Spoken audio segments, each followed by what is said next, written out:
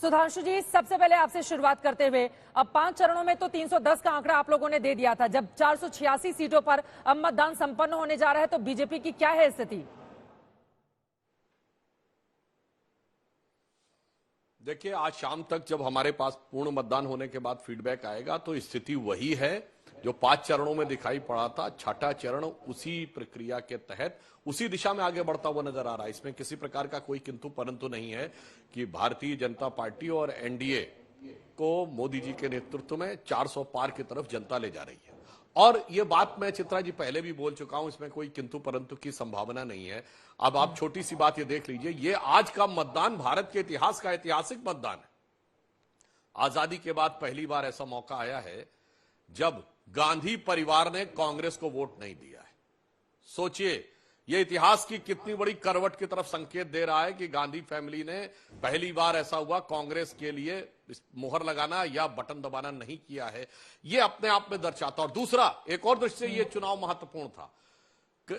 ऐसा अवसर आया है कि रायबरेली अमेठी गांधी परिवार का कोई सदस्य हारा है, पर हारने के बाद कॉन्स्टिट्यूएंसी छोड़ दी हो, यह भारत के इतिहास में पहली बार हुआ है। इंदिरा जी, संजय जी हारे थे पर कॉन्स्टिट्यूएंसी नहीं छोड़ी थी। तो अगर इन दो नजरियों से देखें, और तीसरा एक और चुनाव है, इस चुनाव में एकमात्र ऐसा मुख्यमंत्री चुनाव मतलब उसकी पार्टी चुनाव लड़ रही है जो जेल से रह के सरकार चला रहा है। मुझे लगता है इन तीन चीजों से देखें तो ये जिसको विचित्र प्रकार की परिस्थितियों में होने वाला एक ऐतिहासिक चुनाव है। और यदि इनकी बातों में दम होता, मैं भी देख रहा था कांग्रेस के कई वरिष्ठ नेता, प्रमोद तिवारी जैसे लोग कह रहे थे कि कुछ नहीं, अगर इस बात में लेश मात्र भी दम होता तो राहुल गांधी जी अमेठी छोड़ते। अगर इस बात में लेश मात्र भी दम होता तो अखिलेश यादव जी के लिए यह कहना पड़ता कि कन्नौज भैया आप ही लड़ेंगे तभी जीत पाएगा, आपके परिवार का कोई सदस्य भी नहीं जीत पाएगा। उन्हें तो कहना चाहिए था मैं छोटा सा कार्यकर्ता भी खड़ा कर दूंगा, वो जीतेगा। तो ये दो चीजें अपने आप में पर्याप्त थी। और दिल्ली के लिए तो मैं कहूंगा कि केवल 12 साल पहले दिल्ली की सदाएं, जिसमें कहते थे जिनके कूचे में दूसरे को गुनहगार कह कह के चिल्लाते रहते थे, आज उन्हीं के दिलों में जान से प्यारे की तरह आके बैठ गए और हवाओं और फिजाओं में यह बदलाव आया। तो मुझे लगता है देश की जनता ने सारे परिवर्तन को देखा है और उसका एक ही निर्णय होने जा रहा है कि मोदी जी के नेतृत्व में भाजपा और एनडीए को 400 पार पहुंचाना। जैस्मिन शाह जी, सुधांशु जी के आरोपों पर भी जवाब दीजिए। और वो बता रहे हैं कि इतिहास में पहली बार ऐसा हुआ है जब गांधी परिवार ने कांग्रेस पार्टी के किसी सदस्य के लिए मतदान नहीं किया है। वहां से एक तरफ सोमनाथ भारती आम आदमी पार्टी के उम्मीदवार रहे नई दिल्ली सीट से, तो दूसरी तरफ वहां पर बीजेपी की उम्मीदवार रही। तो यहां पर आम आदमी पार्टी इसको कैसे देख रही है? और जब जिसके खिलाफ चुनाव लड़कर आप लोग सत्ता में आए, अपने अस्तित्व को मजबूत किया, जब उसी को लेकर चुनावी मैदान में जाएंगे तो आपको लग रहा है कि दिल्ली की जनता ने आपके पक्ष में मतदान किया होगा? कौन से मुद्दे रहे जिसके आधार पर आप इस बात का दावा करेंगे? जसमिन जी। चित्रा जी, पहले तो आपके सब दर्शकों को मेरा नमस्कार। सुधांशु जी की बात सुनकर मुझे ये लग रहा है कि जितनी पीड़ा भारतीय जनता पार्टी को इंडिया गठबंधन बनने से थी 1 साल पहले, वो उतनी पीड़ा आज भी बरकरार है। चुनाव जब खत्म होने जा रहे हैं, छठा फेज खत्म होने जा रहा है, पिछले 2 महीने उठा के देख लीजिए सुधांशु जी या उनके सबसे बड़े नेता नरेंद्र मोदी जी के सारे भाषणों का, केवल और केवल इंडिया अलायंस क्यों बना, ये पार्टी इस पार्टी के साथ कैसे हाथ मिला रही है, ये अपने काम आज तक भी नहीं गिना पा रहे हैं। लोगों को उम्मीद थी कि महंगाई, बेरोजगारी, चाइना जो हमारी जमीन कब्जा के बैठा है, इन मुद्दों पर बात करेंगे सुधांशु जी, इन मुद्दों पर बात करेंगे मोदी जी। लेकिन इनकी मानसिकता देख लीजिए। इनको लगता है कि नहीं, अरे कांग्रेस और आम आदमी पार्टी साथ में कैसे आ गई, अभी तो हमारा सुपड़ा साफ हो जाएगा। और यही रुझान, आज मैं दिल्ली में हूं, मैंने भी आज वोट अपना डाला है। चित्रा जी, जो जमीनी रुझान है मैं आपके दर्शकों तक पहुंचा दूं। इतना भारी गुस्सा है दिल्ली के लोगों में कि पहली बार, देश की बात नहीं कर रहा हूं, दुनिया में पहली बार हो रहा है कि चुना हुआ मुख्यमंत्री को आपने एक फर्जी केस डाला और जेल में डाल दिया। अब तक तो इन्वेस्टिगेशन खत्म नहीं हुई है, अब तक मुकदमा शुरू नहीं हुआ है।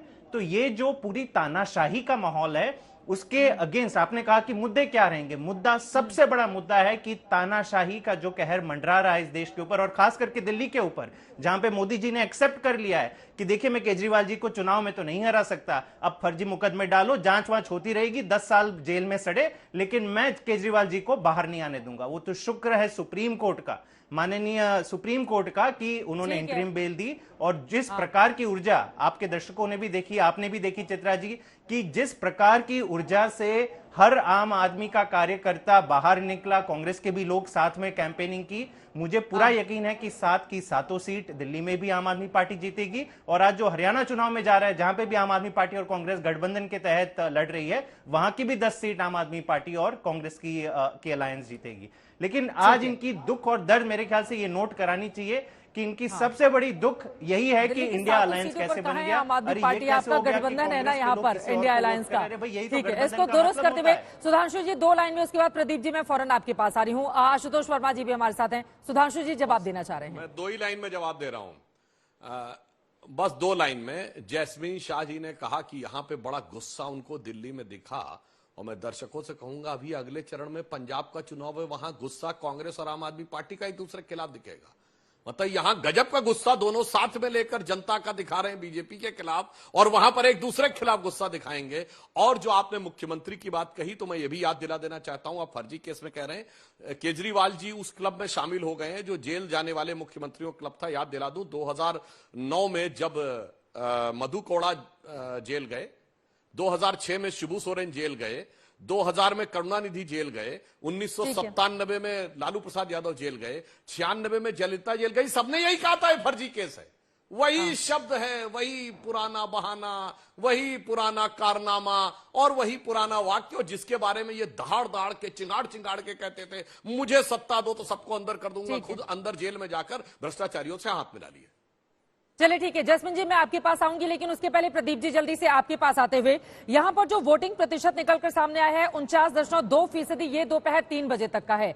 इसके मतलब मायने क्या निकाले जाएं, और आज की ये जो वोटिंग अभी भी चल रही है, किस मुद्दे पर लोग बाहर निकल रहे हैं मतदान करने के लिए? देखिए चित्रा जी, मैं आपके दर्शकों आपको बता दूं कि हमने जो स्टडी की लगातार पिछले 5 चरणों में, ये पाया कि जो 3 बजे तक का मतदान आप लोग जो बताते हैं, इलेक्शन कमीशन जो बताता है, उसमें 15% और जोड़ दीजिए उस राज्य में, तो फाइनली अमूमन उसके इर्द गिर्द ही रहता है।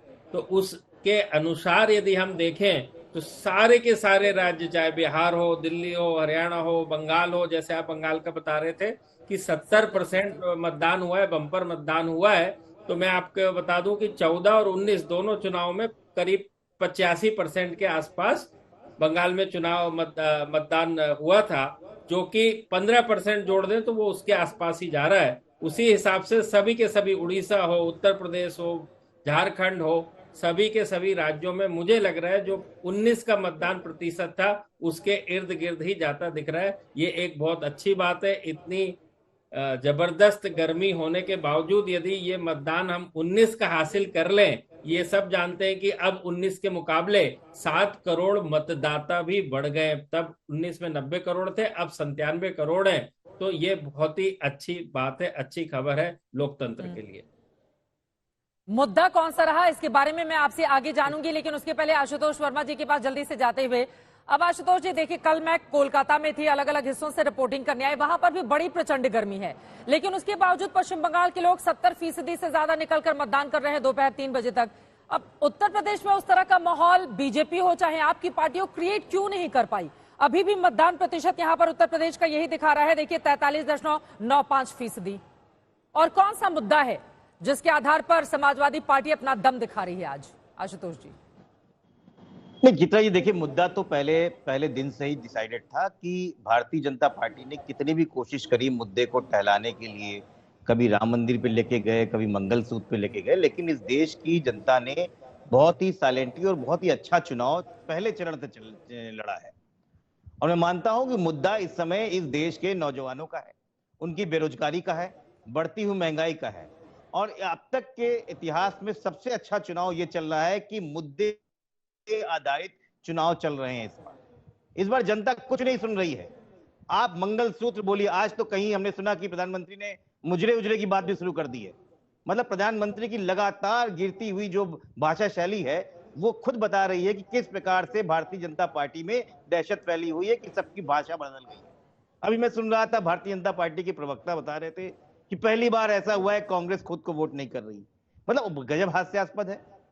अरे जनता पार्टी बनी थी, मोरारजी देसाई कांग्रेस पार्टी छोड़ के जनता पार्टी में आए थे, तो क्या कांग्रेस ने कहा कि पहली बार ऐसा हुआ है कि मुरारजी भाई ने कांग्रेस को वोट नहीं दिया है? अरे प्रधानमंत्री बन गए। अरे क्या तर्क आप लोग बोलने लगते हो? टीवी पे कुछ भी बोलना है, लेकिन पहली बार जनता ने आपको समझाया है कि मुद्दों पर रह के अगर आप चुनाव लड़ेंगे तो हम किस प्रकार से सत्ता उखाड़ेंगे, वो आपको दिखा रहे हैं। आज जो उत्तर प्रदेश में 14 सीटों पे है, उसमें पहले ही भारतीय जनता पार्टी की हालात पस्त है। हम पिछली बार पहले भी 5 सीटों में आजमगढ़, अंबेडकर नगर, श्रावस्ती, लालगंज और जौनपुर इनको हरा चुके थे। और इस बार लगभग उन सीटों के अलावा 3 सीटें और ऐसी हैं जहां पे भारतीय जनता पार्टी का सुपड़ा साफ हो रहा है। सपा को प्रशासन लेकर पूरी आई थी कोशिश ना कर रहा आशुतोष है। वर्मा जी, जो 5 आप गिना रहे हैं, 4 तो बीएसपी को चली गई थी और फिर 4 दिन के बाद उन्होंने अलग कर लिया अपने आप को। कैसे चित्रा जी, समझाएंगे उसमें लोगों भी के सपा बीच का- में आशुतोष जी? हाँ, नहीं, बिल्कुल सपा के समझने पास तो वाली बात है। आजमगढ़ की ही सीट थी ना एक। अरे चित्रा जी, देखिए ऐसी बात होती है ना कि सपा के वोटर भी तो वहीं पे वोट करेंगे जहां पे गठबंधन होगा। ऐसा थोड़ी है कि अपना दल का गठबंधन में खाली अपना दल का वोटर होता है और भाजपा का होता नहीं है। ये कौन सा तर्क आपने दिया है? अरे फिर वो हमने छोड़कर भारतीय चली जनता गई ना पार्टी को 4 दिन के हराया है। बाद। आशुतोष जी, इस वजह से हमारे तर्क बताना पड़ता है। वोटर- एक साथ देखिए, 5 सालों जनता- तक आप लोगों ने संघर्ष ना, नहीं ना, किया ना ना, जनता ना, के ना, मुद्दे नहीं, पर। नहीं, नहीं। वो जैसे ही नहीं, रिजल्ट आया, मायावती जी ने चित्रा समाजवादी जी, पार्टी ये को छोड़ आपका दिया। तर्क हो सकता है। ये आपका तर्क नहीं हो है, सकता सच्चाई है। अरे ये सच्चाई मैं है सच्चाई आशुतोष जी। आपको मैं सच्चाई बता रहा हूँ। इस बार जनता इस बात को देख ही नहीं रही है। देखिए, ठीक है। इस देश में जब भी सरकारें गिरती हैं, वो कभी कहीं ना कहीं जो सिटिंग एंटी इनकम्बेंसी है उसके खिलाफ होती है। चाहे वो मनमोहन सिंह की 10 साल की सरकार गिरी हो और चाहे ये गिरने जा रही है। जनता ने ये ठान लिया है कि इनको कुर्सी पर नहीं आने देना है। ठीक है। जिस प्रकार से इन्होंने पिछले 10 साल देश की स्थिति करी है और जिस प्रकार से इन्होंने उस पर ठाका लगाया है, चाहे आज नोटबंदी की बात नहीं करते हैं। आज क्यों नहीं नोटबंदी की बात करते हैं? और आप तो खुद बोलते हैं कि टेम्पो से काला धन आ रहा है। अरे जब काला धन आपने खत्म कर दिया तो कहां से आ गया काला धन? आप क्यों नहीं मणिपुर की बात करते हैं, महिला सुविधा की बात नहीं करते हैं, आप बेरोजगारी की बात नहीं करते हैं, 2 करोड़ हर साल नौकरियों की बात नहीं करते हैं, लेकिन आप मैं जवाब मंगलसूत्र की नहीं बात देती करते हैं। ठीक ये है। तो बहुत खतरनाक आशुतोष, मैं है। आ रही हूँ आपके पास। धीरेन्द्र जी, आपके भी पास, लेकिन सुधांशु जी उसके पहले उनके आरोपों पर जवाब दीजिए। वो कह रहे हैं 4 जून को बीजेपी जा रही है। मुझे लगता है शायद आशुतोष वर्मा जी अपनी पार्टी के लोगों की बात भूल जाते हैं। ये मुद्दों की बात कर रहे हैं। एक हिंदी में कहावत होती है, खुला खेल फर्रुखाबादी। तो फर्रुखाबाद से इनकी प्रत्याशी ने तो वोट जिहाद बोल दिया था, तो एकदम खुला खेल हो गया। भैया, हमने बोला या आपने बोला? ये बताइए, यूपी चुनाव में जिन्ना का विषय हम लाए, अखिलेश जी लाए? आपके सांसद मरहूम शफीकुर रहमान बर्क, मेरे दिल में तालिबान है, हमने बोला कि उन्होंने बोला? एसटी हसन अभी बोले हैं, आपके पूर्व सांसद, अभी भी सांसद हैं एसटी हसन। इन्होंने कहा था कि 4 शादियां नहीं कर पाओगे। भैया, ये विषय आप लाते हैं, क्योंकि महंगाई पे मैं आपसे कहूं आशुतोष वर्मा जी, आप पढ़े लिखे व्यक्ति हैं, आपके जो दूसरे लोग आते हैं वो तो अजीबोगरीब बात करने लगते हैं। महंगाई की दर इस समय कितनी है? 5%। रिजर्व बैंक कहता है 5% से नीचे स्वस्थ महंगाई की दर होती है। अब चुनौती से कहता हूं, कांग्रेस शासनकाल के 5 साल बता के जाइएगा जब 5% से कम महंगाई की दर हो। बेरोजगारी की दर 3% है, कोई 3 साल बता के जाइएगा जब बेरोजगारी की दर 3% से कम हो।